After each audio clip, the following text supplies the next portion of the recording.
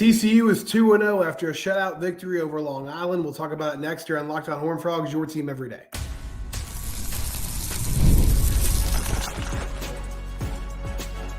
You are Locked On Horned Frogs, your daily podcast on the TCU Horned Frogs. Part of the Locked On Podcast Network, your team every day. That's right, Locked On Horned Frogs, your team every day. I'm your host, Steven Simcox. You can jump in here on YouTube. We're doing a live post-game show. TCU Horned Frogs now 2-0 on the season after defeating Long Island 45-0. Really business-like performance from this TCU team. I was impressed with the overall just effort, intensity, at least through the first half and kind of midway through the third quarter. Felt like the team kind of lost focus after going up 38-0. And so we'll talk about that in segment 2. But we'll get started with the positives. I mean, once again, this is a defense that plays with bad intentions, and I mean that in a complimentary way. They get after you. They are aggressive. They did a really good job tonight. Now, I mean, this is a Long Island team that didn't appear to have a lot of juice. There weren't a ton of really great skill players out there tonight for the Sharks. Their backup QB or kind of wildcat QB, Ethan Greenwood, you could tell when he ran the ball, he had a little something, but honestly, that was the only guy you saw tonight on that offense that had a good game of sorts. And even his stat line, 7 carries for 24 yards from the quarterback position. He was 0 of 2. We decided to pass it. Ludovic Chiquette, who had a big game last week against Albany, he had 6 carries for 13 yards. Overall, they held Long Island to 59 yards rushing, 68 yards passing, just around 130 yards given up by the defense. So really good job by Andy Avalos' unit. I thought they played pretty vanilla overall, like scheme-wise. I didn't see a ton of blitzes. I didn't see them bringing as much pressure. It felt like they just kind of stuck with the 3 or 4 guys that they had up front, which was fine. There wasn't the relentless amount of pressure that you had last week against Stanford, but I don't think it was a lack of ability or a step down from last week. I think, in all honesty, it was just they kind of knew they could play this straight up and still have a really good game plan and a good ball game. Other things I saw from the defense I liked. Caleb Alarms-Orr, he was flying around, making plays. At linebacker, didn't see him taking a lot of snaps last week, so that was cool to see. He's been in the rotation, or he'll be in the rotation with Johnny Hodges at that middle linebacker spot. Johnny had another good night, getting to the ball carrier, getting guys down. Secondary-wise, they did a really good job. I can't really think of any busted coverages off the top of my head. They had that one – Long Island had that one drive where they got into the red zone. And TCU got a little bit fortunate, but they did have a pass breakup on the play. Anyway, the DB got there as the ball was getting to the receiver, pops it up in the air, and Namdi Obizor just happens to track it. It falls in his lap. He catches it.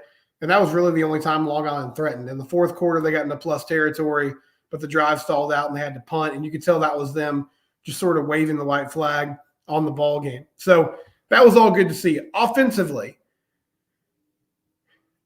positive. I think Josh Hoover's a dude. Now, competition is what it is. But once again tonight, just super efficient with the football. 20 of 25, 267 yards, 2 touchdowns. At one point, he tied a record that Jeff Ballard set back in the day with 14 straight completions. And yes, once again, a lot of it was near the line of scrimmage. They ran a number of screen plays, smoke screen, bubble plays, getting the ball to Savion on the outside, curl routes, those types of things. But he did throw the ball down the field a few times, and when he did, he was accurate. He hit Blake Knoll on a deep go route in the third quarter, early in the third quarter, where Blake made a nice adjustment on the ball, and he made a throw to give him a chance there. Hit Chase Curtis on a touchdown pass. That was in sort of a tight window where he looked off to one side of the field and then came back to the middle of the field. And I thought that was a good throw as well. So all in all, super positive night for Josh. He just looks very confident. He looks in command of the offense. I think he's doing what they ask him to do. He's playing within himself. Another game where he didn't really make any risky throws. And it felt like TCU could kind of do whatever they wanted in the passing game tonight. So that was great. the thing that concerned me about tonight from an offensive standpoint, I talked on Friday about how FCS games like this are not a great measuring stick on how good you are necessarily, but they can expose some weaknesses and they can give you an idea of where you might be lacking. I didn't think the O-line did a good job in run blocking. Now, pass blocking, they did great. It was another game where they were getting a lot of throws out quickly, so it wasn't like they were having to, protect for 6 or 7 seconds on some long dropbacks. But when they did go through or go to some more traditional dropback concepts, even then, they kept that pocket clean for Josh Hoover. Not being able to run downhill and kind of impose your will on this Long Island team, that's not a great look. Now, Long Island was playing a lot of guys in the box. They were slanting, they were stunting. They were doing some creative things defensively to try to get to you, but you're going to see much more physical defensive lines and front sevens than you saw tonight, and you have to be able to get a push from your O-line. Again this week, it felt like most of the successful running plays were on misdirection, counter plays. You get the defense going one way, you come back the other. And while I can admire that as a way to be creative and get yardage, I'm concerned about not being able to run the ball at the point of attack like you traditionally would. Now, in the red zone, they did a pretty good job tonight. Just the offense overall. I wouldn't say the O-line did an amazing job, but they did a good job capitalizing and scoring touchdowns. Cam Cook ended up with 3 touchdowns today. He had 13 carries for 58 yards, 3 touchdowns. Jeremy Payne came in the ballgame late, and I thought he looked good. Only 8 carries for 30 yards. The stat line doesn't really tell you a lot about what he did, but it just felt like he had some explosion, some wiggle there. Other players I was impressed with on offense. Eric McAllister got out there, made a few catches. That was cool to see. Savion had 5 catches for 69 yards. If he stayed in the ballgame, he would have had over 100. That's a TCU hoodie, Dylan. I see you guys in the chat. I'll get to some of these comments as we go. But yes, this is the home field Frogs hoodie that I'm sporting here on the postgame show. Savion would have had like 130 yards if he would have stayed in the whole game. He just did whatever he wanted tonight. And I thought that was a good idea to get him the ball on some of those, screen pass things. We also saw Savion throw a pass tonight. And I'll tell you this. I know he was a quarterback in high school, and a lot of people have made comments about how he had a cannon for an arm when he was at Marshall, playing high school football in East Texas. That was a duck that he threw tonight. Now, it worked out. He hit JoJo Earl on, a passing of the sidelines. But one, I thought it was odd that they put that play on film in this ball game. But 2, I was like, man, he kind of floated that ball up there. But JoJo Earl went up and got it.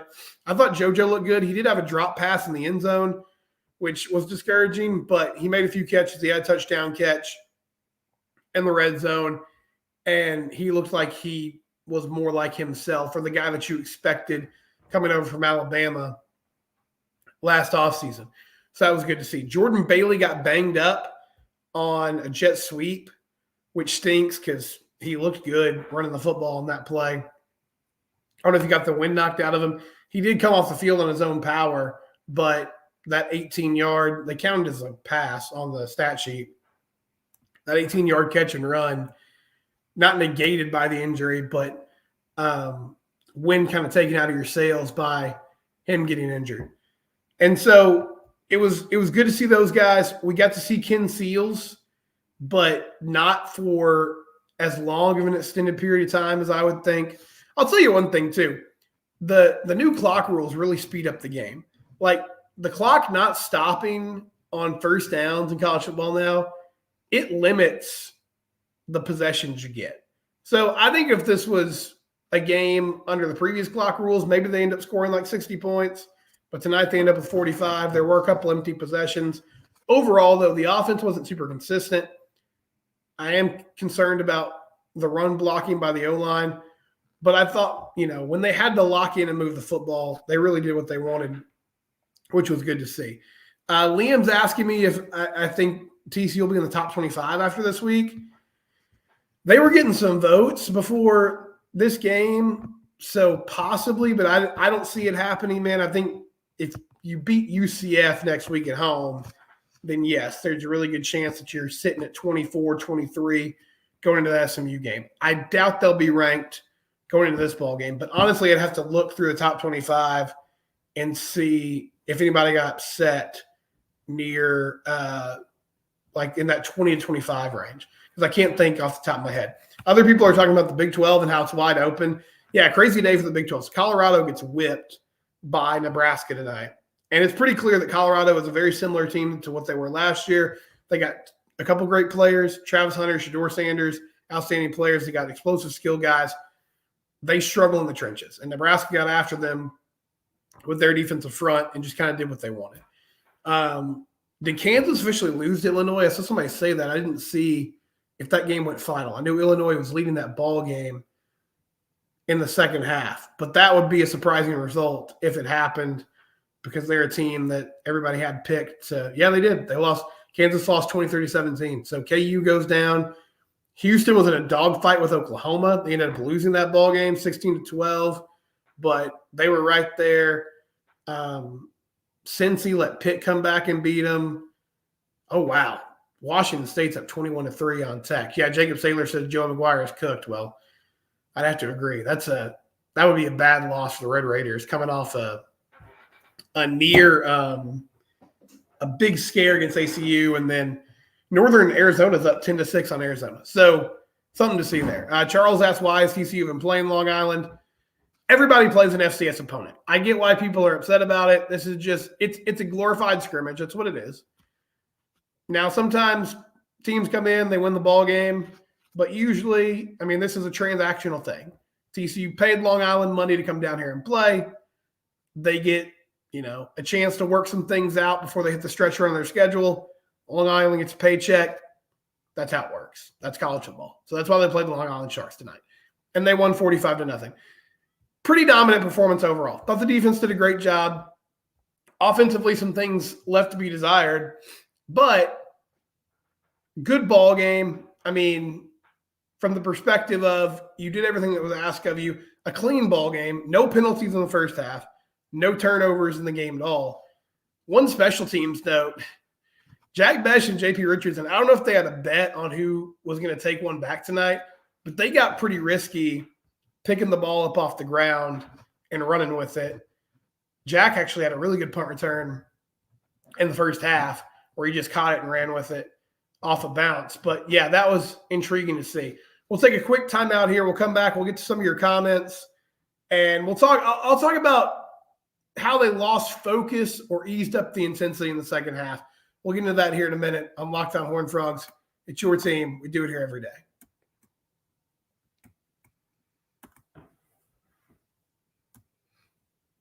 All right, if you're a small business and you are looking to hire, LinkedIn is the place to go. LinkedIn.com/LockedOnCollege. Post your job for free today. 86% of small businesses get a qualified candidate within 24 hours. 70% of job seekers don't visit any other job site but LinkedIn. LinkedIn.com/LockedOnCollege. Post your job for free today. It's the best way to find talented people for your small business. So, yeah, Frogs led 31-0 at halftime and kind of got off to a slow start. Drive stalled out, had a kick that was good to make it 3-0, and then Long Island botched a snap on a punt. And so TCU recovers. They go down and score. I think it was Cam Cook that got that touchdown to make it 10-0. And after that, sort of got into gear on both sides of the ball. They come out in the second half, have a nice drive, ends with Cam Cook touchdown, 38-zip. And then I thought the team kind of lost focus. And they did. I mean, they did fine. They ended up shutting out Long Island. They put up 7 more points. Hoover hit Chase Curtis on a touchdown in the middle of the field, which was good to see. But defensively, they let Long Island get in the red zone. They get an interception. You could just tell. I don't know if it was the coaching staff kind of taking their foot off the gas. I'm not sure if it was the team getting sloppy. I didn't love that they sort of lost their killer instinct there, but, I mean, the game was in hand. And it wasn't like they made a bunch of stupid plays, allowed Long Island to get in the ball game. you could just kind of tell, all right, we've done what we need to do. We're good. Let's move on. A couple of people in the chat here are talking about Josh Hoover, how he's really playing well. Jacob mentioned that he was ranked, I think, 10th in one of those Big 12 quarterback rankings before the season. Yeah, he's playing great football right now. Now, I mean, the only gripe I would have, and this is not directed at him, it's just the direction of the offense. And we'll see. The playbook surely is going to open up more as the season goes on. I don't think they were really worried about what they were going to do offensively from a scheme perspective against Long Island. But vertical passing game is kind of non-existent right now, which is unfortunate to see, but it is what it is. But as far as like executing what they're asking him to do, he's doing an outstanding job. He looks really confident. He's getting the ball out on time. He's getting it to his receivers. I don't know what he ended up with. I guess you can look at the stat sheet here. I know at one point there were like 10 different receivers who caught the football tonight. Braylon James got in the game late, which is cool to see. That was with Ken Seals when things were out of hand. But, yeah, Josh looks really good. And when he's been asked to step up and make some big-time throws and fit the ball into tight windows, he's done that. When he had to put together a really good drive against Stanford where there was some pressure and Stanford had taken a lead with 6 minutes left, I mean, they immediately went out there and executed that to perfection. Tonight, he did what you want a veteran QB to do, which, I mean, it was only his 8th start, but you get my point. Like, take care of business.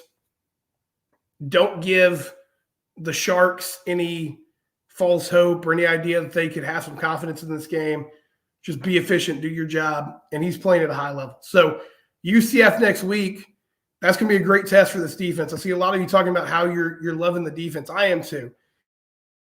I think from an effort, energy standpoint, you can just – it's night and day from what they had last year. They're more physical. Again tonight, not a lot of missed tackles, good fundamental football, getting guys on the ground, rallying to the football. Not as many sacks, but I think they sort of scaled back on the stunts and the blitzes and the different looks that they threw, as opposed to the Stanford game the week before. So I'm looking forward to seeing what they do against an offense like UCF that has some dudes that can hurt them. Now, one interesting thing about it is KJ Jefferson, very mobile quarterback. They kind of got in trouble last week with Ashton Daniels and his ability to make things happen off schedule. So you'll have to stay disciplined in your rush lanes and not allow him to get outside the pocket and hurt you on the edge. But I think it's going to be a good matchup. And once again, as you would expect, in the Stanford game, they didn't really allow a lot of running lanes, rushing yards. Same story tonight. Long Island couldn't run the football. They just, when they tried to line up and come downhill, they were unable to do it. They forced a turnover in the fourth quarter. They preserved the shutout. And even when you had guys coming in and out, like I saw Max Carroll in the game late. I saw Travis Jackson in the ball game late. Zach Chapman had a sack. Even as they were switching players and moving personnel around, they were still able to keep that continuity as a defense and get that shutout. Richard Toney Jr., the safety, played a lot today. Had some guys out tonight. I saw Bud Clark wasn't available. Dalen Wright also unavailable. And, man, I don't know. We'll see what happens as the season progresses. I'm just at the point with Dalen, and it's not his fault. I'm not blaming him. But you're on the field. It's just hard to – I know he's got a lot of potential. I think that receiver room is really good. And if he's can play and be another person that they can get the ball to make plays, wonderful. But once again, just not able to get out on the field due to injury. Eric McAllister got a few opportunities tonight, had 2 catches for 54 yards. J.P. Richardson and Jack Besh were good when they were called upon. And Savion Williams had about 70 yards receiving the football. So, and like I said earlier, like he would have had a huge game if he stayed in for 4 quarters, but there wasn't a need to have him there. So really the only negative thing that I can say about this ball game is that when they tried to run the football, in more traditional way, like just running downhill, they couldn't do it. I thought Carson Bruno struggled tonight. Brockermeyer had a bad holding penalty. Overall, I thought he was fine. They're still switching time between Bless Harris and Ben Taylor Whitfield. They also are rotating Remington Strickland in and out of the lineup. So I wonder if that lineup shrinks as we continue through the year, if that's something they're going to try to do throughout the season. I will say Remington had a nice pull and kick out block in the first half. I did notice that sprung Cam Cook for a good gain. So that was nice to see. But they've been rotating him and Colton Deary in down the lineup. Goal line sets, short yard situations, still not ideal, being able to get push and allow your running backs to get yardage. But offensive, the passing game on this offense looks really good, just in general. When they drop back to throw the football, they've had a ton of success. And so that bodes well for this team moving forward. And, if they have to find a way to just kind of get around some of the O-line issues and be creative with play calling, then hopefully that's something they can do as the season goes on. We'll take another break, kind of wrap things up with some of your thoughts. It's Locked On Horned Frogs, your team, here every day. Live post-game show after a 45-0 win over Long Island. If you need tickets to that UCF game next week, download the Game Time app today.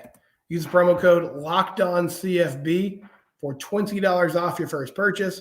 Terms and conditions do apply. Again, that promo code is LOCKEDONCollege for $20 off your first purchase. Download the Game Time app. Do it today. Proud sponsor of the Locked On Network. Best secondary market ticket app on your phone, in the App Store, Google Play, wherever. Find it. They don't have hidden fees. They tell you exactly where you're going to, what your view is going to be like from your seat. Download the Game Time app. Again, that promo code LOCKEDONCollege for $20 off your first purchase. Well, while we're rolling here, I'll check and see if there's any comments, post-game comments from Sonny of note. Pretty business-like performance. Dykes says Bud Clark had the flu this week, and that's why he was held out of the game. He wasn't able to practice.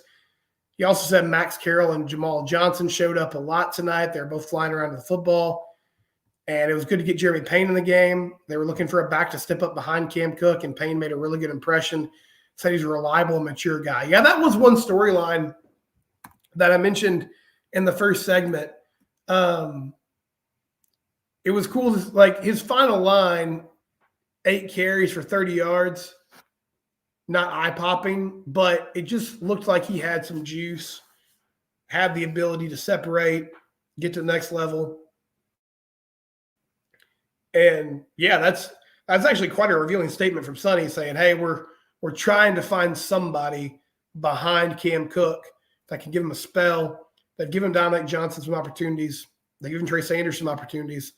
But Jeremy Payne made an impression tonight. And Nate Palmer was kind of the guy that most people were talking about in that talented duo of freshman running backs that could be a factor. But when he got the opportunity this evening, Jeremy made some waves, which was good to see.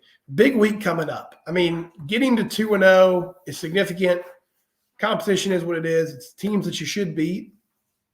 UCF and SMU in back-to-back weeks. Of course, SMU lost to BYU on Friday night, which was interesting. Rhett Lashley's offense really struggled in that ball game.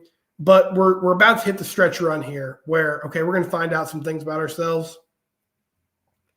KJ Jefferson and company next week, SMU after that. And, yeah, the Big 12 does feel like, Utah looked good playing Baylor today. Now, Cam Rising got hurt, so we'll see what his prognosis is. He hurt his hand. Not sure how long he'll be out, but that Utah offense was very pedestrian without him on the field. Other teams have struggled. Kansas lost to Illinois. So it feels like this is a league where there's a ton of parity and there's a lot of opportunities. Oklahoma State was in overtime with Arkansas for somebody to step up. And so TCU has that chance. You got to keep stringing together wins and getting it done. But there's talent on this roster. Like the skill position guys, I would put up against anybody.